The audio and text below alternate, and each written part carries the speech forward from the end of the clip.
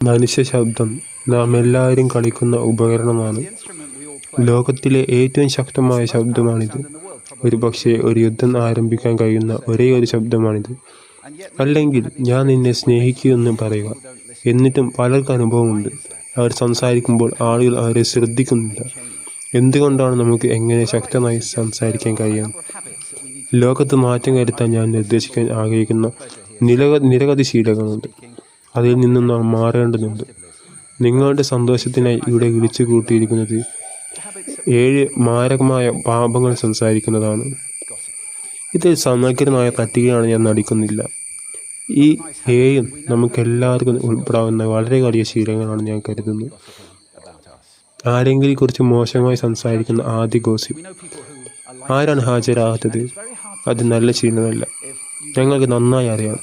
നന്നായി കുശുകുശുന്ന വ്യക്തി 5 മിനിറ്റ് കഴിഞ്ഞ് കുശുത്ത് നടത്തും ഞങ്ങളെക്കുറിച്ച്. രണ്ടാമതായി വിലയിരുത്തുമ്പോൾ നമുക്ക് ആളുകളെ അറിയാം. സംഭാഷണത്തിൽ ഇതുപോലെ അത് വളരെ മികച്ചതാണ്. ആരെങ്കിലും കേൾക്കാൻ പ്രയാസമാണ്. നിങ്ങൾ വിധിക്കപ്പെടുന്നുവെന്നും ദരിദ്രനാണെന്നും നിങ്ങൾക്കറിയാമെങ്കിൽ. അതേസമയം മൂന്നാമത്തെ നെഗറ്റീവ്.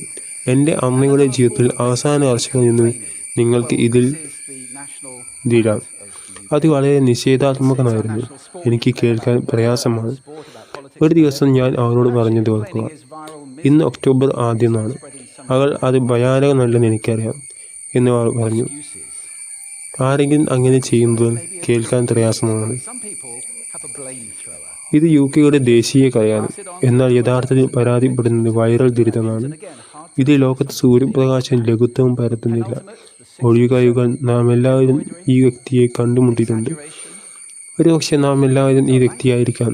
ചില ആളുകൾക്ക് ഒരു കുറ്റം എറിയുന്നത് അവർ അത് മറ്റെല്ലാവർക്കും കൈമാറുന്നു. അവരുടെ പ്രവർത്തനങ്ങളുടെ ഉത്തരവാദിത്തം ഏറ്റെടുക്കുന്നില്ല. അങ്ങനെയുള്ള ഒരാളെ കേൾക്കാൻ വീണ്ടും ബുദ്ധിമുട്ടുന്നു. 7 എംബ്രോയിഡറികളിൽ 6 ആസാരമായി. അതിശയോക്തി അത് ചിലപ്പോൾ നമ്മുടെ ഭാഷയെ അപകീർത്തിപ്പെടുത്തുന്നു. When those two things get conflated, you're listening into the wind. Somebody is bombarding you with their opinions as if